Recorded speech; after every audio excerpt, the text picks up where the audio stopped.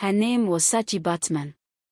Born in the rolling valleys of the Eastern Cape in South Africa, her laughter once danced with the wind, and her dreams stretched beyond the hills. But in the early 1800s, when the soil of the land was tainted with colonial greed, Sarah's body was turned into a battlefield, a spectacle, a prophet, a curse, and a legend. They called her the Hottentot Venus. She was sold, paraded, mocked, desired, betrayed. Yet she endured. This is not only her story. This is the story of the women who came after her, the ones who carry her image in their curves, in their silence, in their defiance. The year was 1789. The sun was gentle over the village of Hankie in the Eastern Cape. Saartjie, a young girl of the Khoikhoi tribe, played near the river, her laughter echoing as she danced between reeds. Her mother braided her hair, singing softly in the old tongue. Her grandmother told her the stories of the sky spirits and how women carried the fire of their ancestors in their hips. "You were born under the river star, Saartjie," her grandmother would whisper. "Your life would be wide like the ocean and hard like the rock, but never forgotten." She didn't understand then. But time was watching. When Saartjie was just 16, her village changed. Dutch colonists had begun to reach deeper inland. One day, a man named Hendrik Sizes arrived. He wore fine boots and smiled like a trader, but his eyes measured people like cattle. He was a former soldier turned showman, and he had heard whispers of a young Khoikhoi girl with extraordinary beauty and features European audiences had never seen. He made an offer. Gold, clothes, passage to Cape Town, dreams of singing in great halls. Saartjie's cousin, who had been working in the kitchens of a settler estate, encouraged her to go. "Go, Saartjie. Show them your light. Make the white world see who we are." It was not a lie. But it was not the truth. In Cape Town, she was dressed in stiff European gowns. Her name was changed. She was no longer Saartjie of the Gamtus. She became Sarah. She was made to sign a contract in a language she could not read. She would travel to London. She would become a performer, a star. Hendrik and his business partner, an English doctor named William Dunlop, took her across the ocean. The water was cold. The stairs of the sailors colder. She held on to the only thing she had left, her grandmother's necklace, hidden beneath her bodice. London, 1810. Sarah stood under blinding lights. Crowds came to see her. Not to hear her voice or watch her dance, but to gawk at her body, especially her hips and buttocks. They laughed. They shouted. "She's like no woman we've ever seen." They compared her to animals. They called her a freak. They claimed she was proof of the savage African. Sarah wept at night. But in public, she stood still. A French doctor named Georges Cuvier arrived one evening. He watched Sarah with what appeared to be curiosity, not lust. "She is unique," he told the others. "She must be studied, preserved." He spoke kindly. Brought her warm tea. Asked questions about her homeland. Sarah felt seen, finally. But one night, she heard him speaking in Latin to another scholar. "She is a perfect specimen for dissection."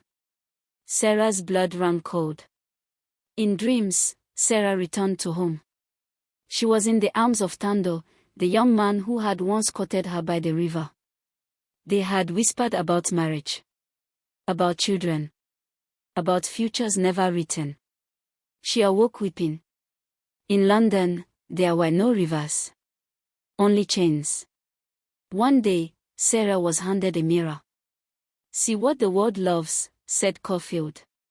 She stared into it. She saw herself. A woman. A warrior. A daughter of Africa. But behind her reflection was the ghost of what they saw, a body. Not a soul. She placed the mirror down. And she began to hum an old song, one her mother taught her. Unknown to her captors, Sarah had begun to make friends among London's African diaspora. Black women who cleaned the theaters. Black men who swept the floors. They spoke in hushed tones.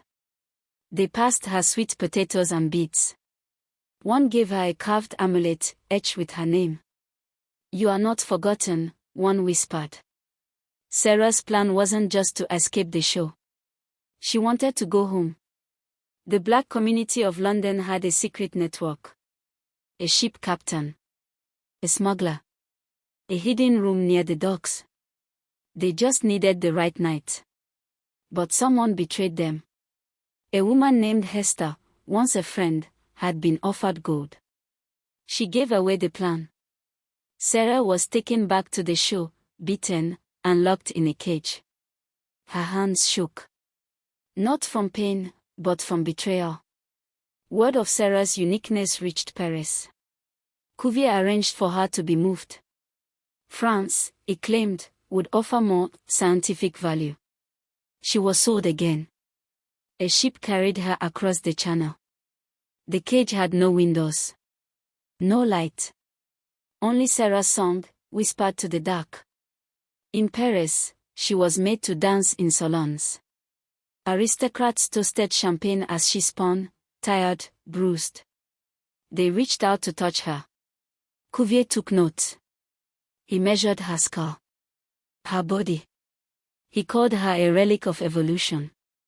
Sarah's body began to fail. Coughing fits came. Her feet ached. Her spirit dimmed. But she sang still. One night, she whispered her song so soft that only the moon heard. The next morning, she was gone. Years later, a young South African activist named Zola stood at the gates of Paris's Museum of Natural History. Inside, Sarah's skeleton had been put on display. Zola wept. She was not a science experiment. She was one of us. The fight began to bring her home. In 2002, after centuries of humiliation, Sarah Baartman's remains were returned to South Africa. The ceremony was silent. Sacred.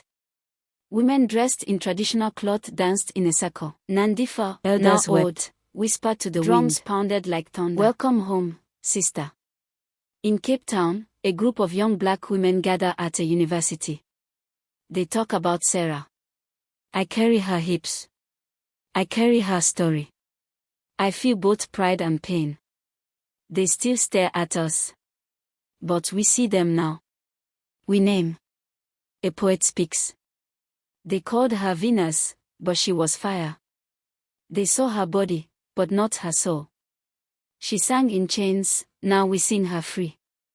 After Sarah's death, her body was dissected by Cuvier, just as he had planned. Her brain, skeleton, and genitalia were preserved in jars.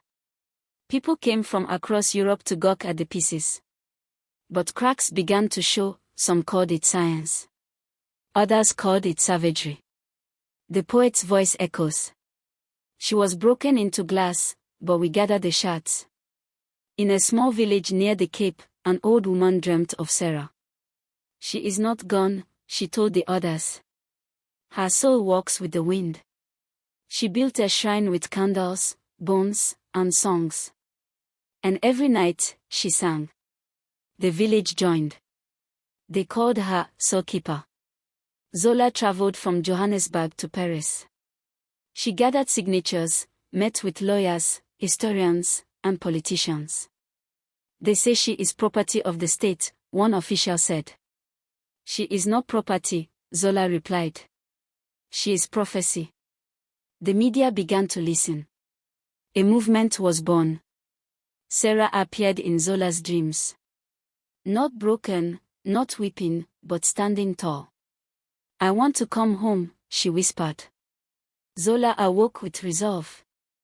The next day, she stood before the French Assembly and delivered a speech that made the chambers fall silent. Young black women around the world began sharing Sarah's story. Artists painted her.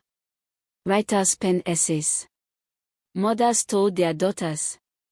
"She was taken," they said, "but we reclaim her."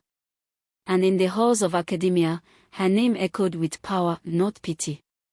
France resisted. She is part of our heritage, they claimed. But not your heart, said an African delegate. It took years. Protest. Petitions. Hunger strikes. But in 2002, the decision came, Sarah Baartman would go home.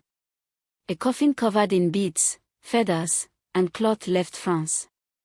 A South African flag draped gently over it. On the flight, silence. On the tarmac, song. As the plane landed, elders ululated. Children danced. She has returned, they cried. Sarah was laid to rest in the Gamtus Valley, near the river where she once danced. Women sang ancient songs. Men pounded drums.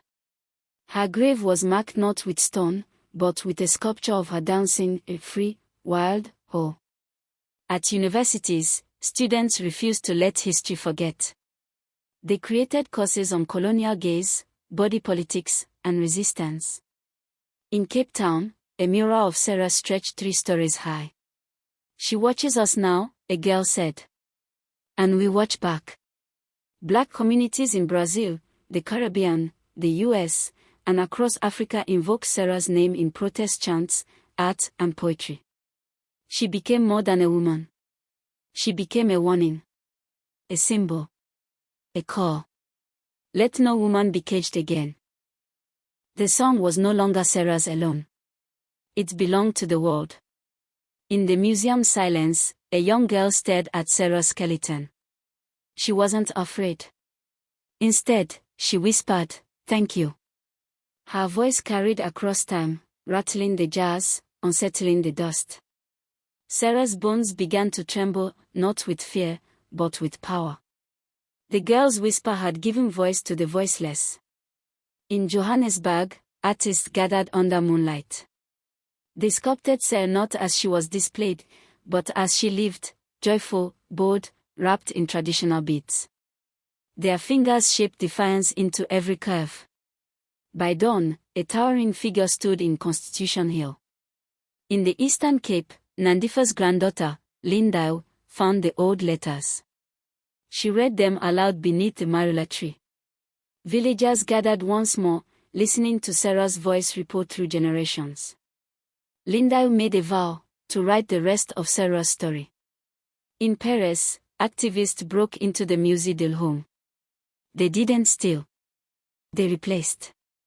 Sarah's exhibit was taken down and replaced with mirrors. A sign read, "Look at yourself. Now, see her." The museum fire was small but symbolic. Out of the ashes, protesters sang. It was Sarah's lullaby, the one her mother taught her. Now sung in French. In Xhosa. In English. In Zulu. A French parliamentarian's daughter joined the movement. Her thesis exposed the exploitation of colonial bodies. "You dissected history," she wrote. "Now we stitch it back." In a village in Ghana, a little girl ran through tall grass, singing a song she had never been taught. Her grandmother gasped. "Where did you learn that?" "I heard it on the wind," the girl replied. Sarah had become air. Designers across Africa reclaimed the curves once mocked. Runways exploded with African print, hips adorned in honor. Each walk was resistance. Each stitch, a hymn. A woman in New York inked Sarah's silhouette on her back. Not for fashion. For memory. Every time they touch my body, they touch history. In Soweto, 1,000 women danced barefoot. They circled a fire. Sang her name. They called themselves Sarah's daughters. New school books carried Sarah's story, not as victim, but as victor. Children read her name alongside queens and freedom fighters. A child wrote, "She was more than hips. She was home." On TikTok and YouTube, young women reenacted Sarah's tale. Not for entertainment, but enlightenment. Their tears were real. Their strength, inherited. In London, protesters toppled a statue of Dunlop. It crashed into the Thames. In its place, they raised Sarah's name in light. Poets began calling her Mother of the Unseen. Each verse they wrote pulled a link from the chain. An international court finally named Sarah's treatment a crime against humanity. Apologies came. Reparations followed. But Zola said, justice is not money. Justice is memory. In Cape Town, paper lanterns floated into the sky. Each bore Sarah's name. Each glowed like her spirit. She is stars now, a child whispered. Rain fell in Gamtus Valley. The river swelled. Women bathed in it, singing Sarah's song. She has brought the water back, the elders said. Linda married Tobo under the marula tree. Instead of vows, they read Sarah's letter aloud. May we always see each other, truly. The same mirror Sarah was once given now hung in a museum in Cape Town. But this time, it read, You are whole. Across continents, a chorus rose. Women sang in Ghana, Harlem, Paris, Cape Town. The song had no end. Because Sarah was never silent. She was a song. And songs do not die.